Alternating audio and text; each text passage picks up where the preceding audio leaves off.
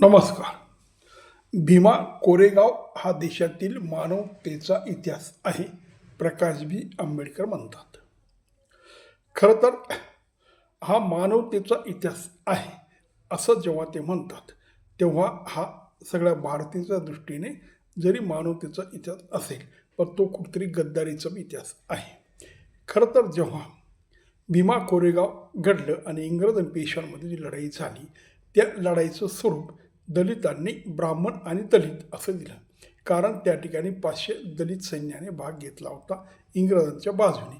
इंग्रजांच्या बाजूने ते लढत होते. तेव्हा त्या लढाईमध्ये जो विजय झाला, तर त्या विजयाचं रूपांतर दलितांनी असं केलं की आपण ब्राह्मणावर विजय मिळवला. पण मित्रहो, हा ब्राह्मणावर विजय नव्हता, हा भारतीय लोकांवर विजय होता. कारण जेव्हा ब्राह्मण म्हणजे पेशवे इंग्रजांच्या विरोधात लढत होते, तेव्हा पेशवे ब्राह्मण म्हणून लढत नव्हते, तर ते भारतीय म्हणून लढत होते. आणि एक शत्रू म्हणून ते इंग्रजांच्या विरोधात होते. जो इंग्रज भारतावर राज्य करू पाहत होता, जो इंग्रज भारताला गिळंकृत करू पाहत होता, त्याला विरोध करणारं हे सैन्य होतं. तेव्हा देशाचा विचार केला तर पेशव्यांनी जी लढाई केली ती इंग्रजांच्या विरोधात केली. आणि इंग्रज परकीय होते आणि पेशवे भारतीय होते. तेव्हा भारतीय लोकांनी केलेली लढाई ही इंग्रजांविरुद्ध होती.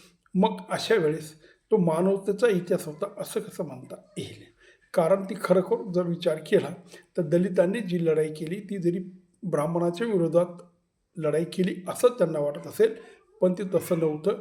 ती लढाई ही त्यांनी पेशव्यांच्या विरोधात केली, म्हणजेच त्यांनी ती इंग्रजांच्या बाजूला केली आणि हिंदुस्थानच्या विरोधात केली असं त्याचं खरं तर वर्णन होईल.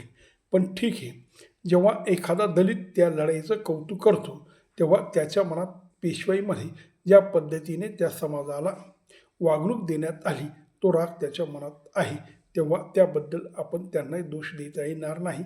पण जेव्हा दोन देशामध्ये लढाई होते, जेव्हा दोन सत्तेमध्ये लढाई होते आणि परकीय सुकियामध्ये लढाई होते, तर तेव्हा ती जातीची लढाई नसते, ती समाजाची लढाई नसते, तर एका देशाच्या विरोधात दुसऱ्या देशाने केलेली लढाई असते.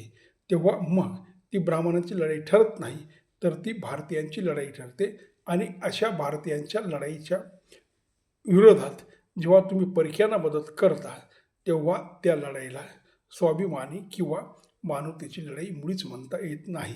आणि आज जो भीमा कोरेगावला जो उत्सव होतो, तो उत्सव बी तसा खरं विचार केला तर तो एक प्रकारे बरोबर नाही.